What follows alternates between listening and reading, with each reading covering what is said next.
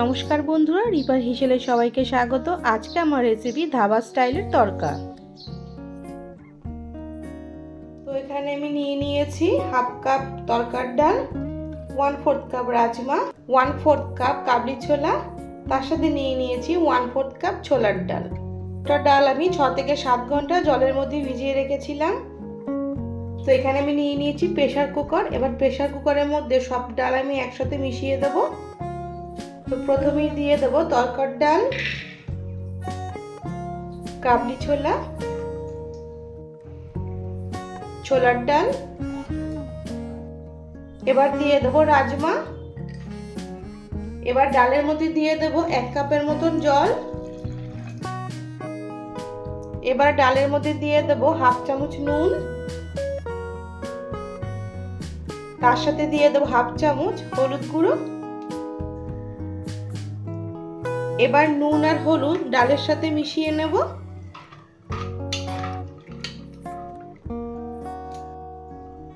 নুন আর হলুদ ডালের সাথে মিশিয়ে নিয়েছি। এবার ঢাকনা বন্ধ করে দেব। এবার প্রেসার কুকারে ঢাকনা আটকে দেব। গ্যাসের ফ্লেম মিডিয়ামে রেখে একটা সিটি দিয়ে তড়কার ডাল আমি সেদ্ধ করে নেব।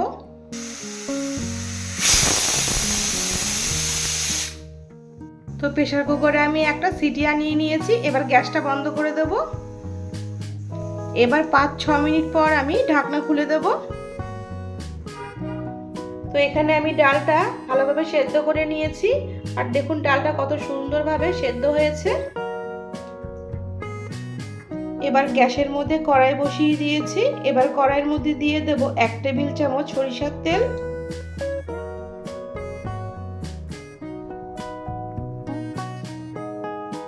তেল গরম হয়ে গেছে। বা তেলের মধ্যে দিয়ে দেব 2টো ডিম, দিয়ে দেব অল্প একটু নুন, মিশিয়ে ডিমের ভুজিয়া তৈরি করে নেব।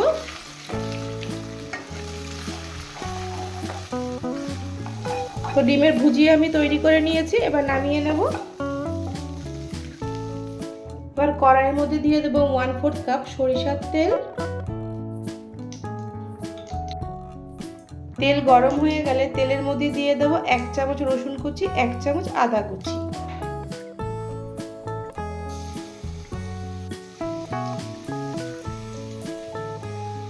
এবার আদা আর রসুন 30 সেকেন্ড ভেজে নেব।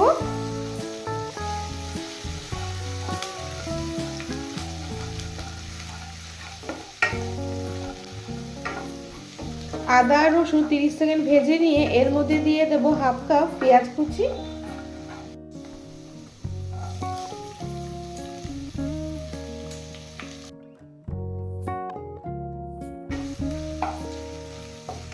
এবার পেঁয়াজ কুচি 2 থেকে 3 মিনিট আমি ভেজে নেব।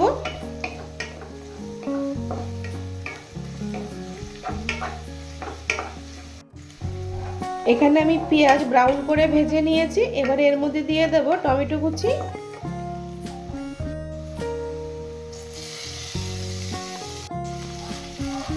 তার সাথে দিয়ে দেব 1 চামচ কাঁচা লঙ্কা কুচি। এবার পেঁয়াজের সাথে মিশিয়ে নেব।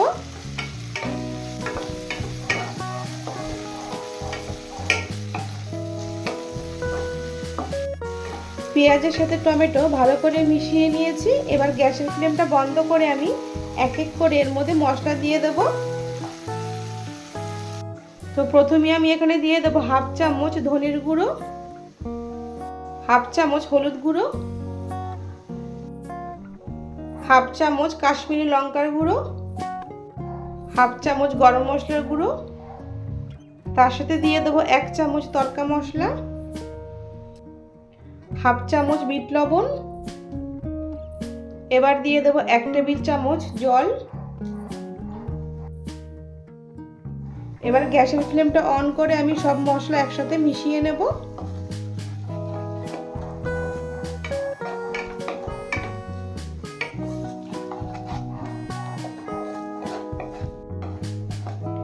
সব মশলা আমি পেঁয়াজ রসুনের সাথে ভালো করে মিশিয়ে 2 থেকে 3 মিনিট কষিয়ে নেব। তো মশলা আমি 2 থেকে 3 মিনিট ভালো করে কষিয়ে নিয়েছি। মশলা থেকে তেল রিলিজ হয়ে গেছে। এবার এর মধ্যে দিয়ে দেব ডিমের ভুজিয়া। এবার মশলার সাথে ডিমের ভুজিয়া মিশিয়ে নেব।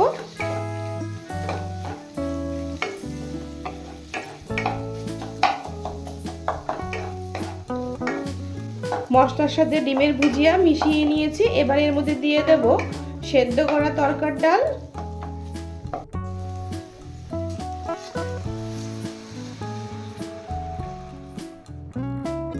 এবার তরকার ডাল মশলার সাথে মিশিয়ে নেব।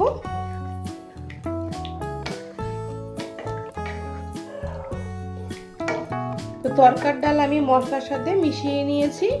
এবার এর মধ্যে দিয়ে দেব হাফ চামচ নুন।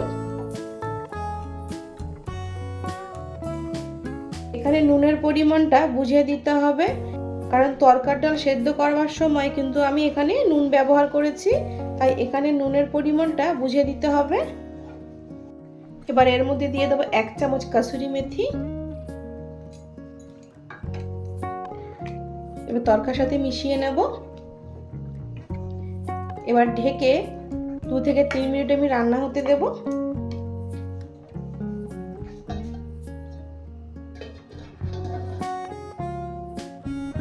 দু মিনিট হয়ে গেছে, এবার ঢাকনা তুলে দেব। এবার দিয়ে দেব ধনেপাতা কুচি। এবার ধনেপাতা কুচি তরকার সাথে ভালো করে মিশিয়ে নেব। এখানে আমি ধাবা স্টাইলের টেস্ট আনার জন্য একটা তরকা রেডি করে নেব। এখানে আমি তরকা প্যান বসিয়ে 2 টেবিল চামচ সরষের তেল গরম করে নেব। তেল ভালোভাবে গরম হয়ে গেছে। এবার তেলের মধ্যে 1 চামচ রসুন কুচি দিয়ে দেব। এবার এই তেলের মধ্যে দিয়ে দেব 1 চামচ রসুন কুচি, হাফ চামচ কাশ্মীরি লঙ্কার গুঁড়ো, তার সাথে দিয়ে দেব 1 চামচ কাসুরি মেথি। এবার সবকিছু মিশিয়ে নেব। তো তরকা আমাদের রেডি। এবার তরকার উপর ছড়িয়ে দেব।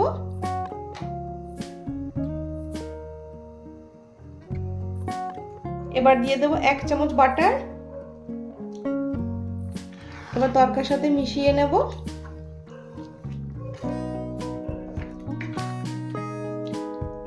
তো তৈরি আমাদের ধাবা স্টাইলের এগ তরকা।